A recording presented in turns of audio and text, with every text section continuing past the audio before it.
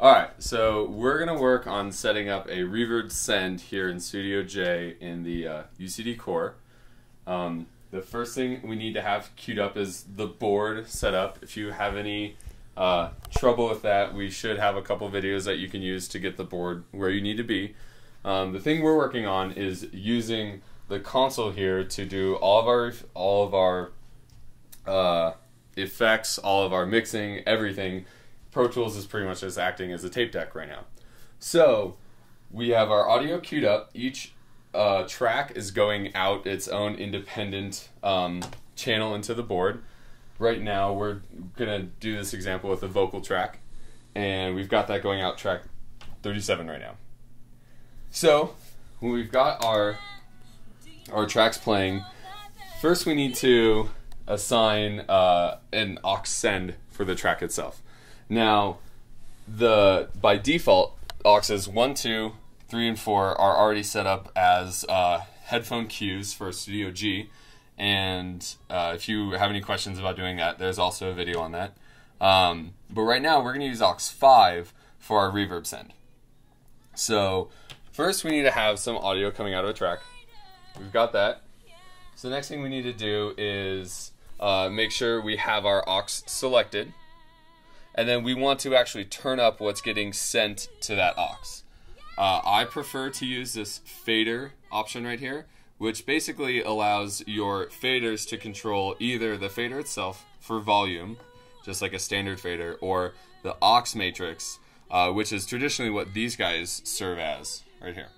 So I'm going to switch this to toggle so that the faders do what these would normally be doing, and I'm going to turn up the send for 37. We're just going to crank it so that way we can really hear the difference that it makes. Alright, so once we have that set up, now we need to actually work with the input and output of the actual reverb to hear our affected audio. So you're going to use these handy little buttons over here under the display access portion of the board. And the one we're particularly concerned about is the input patch option. So we're going to tap on this, and this is going to give us whatever was the last menu selected. And we're going to be looking for a particular window, and you can just keep hitting this button again and again, and that's going to change through these little tabs down here at the bottom till you get this window. So we'll show you what we're looking for. So it's this window right here, and it's the effect 1 through 2 option. So the first and second effects. So the board, as of right now, is already set to default have our aux 5, which is that first send that we chose, as our input. And then by default, it's set up to be output 71 and 72. The reason it uses such strange numbers is our different layers. The first and second layer. The first layer is our input layer, essentially. Second layer is our output layer. And then the third layer is what we're using for our effects. And 71 and 72 are chosen just because they're right here by the master. They're grouped together. It's not somewhere in the middle of this. It's easy to recall where they're at. So this is set up correctly.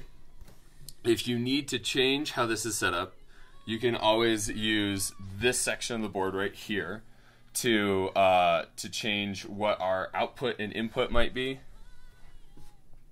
You could change what our input needs to be just by using the keys here and the scroll wheel. So you can probably figure out how that works. Once it is set up how it needs to be, we just need to give it our output. So we need to affect our wet and dry mix of it, which is going to be 71, 72. You're still in augs? Yes. Yeah. Thank you. Okay.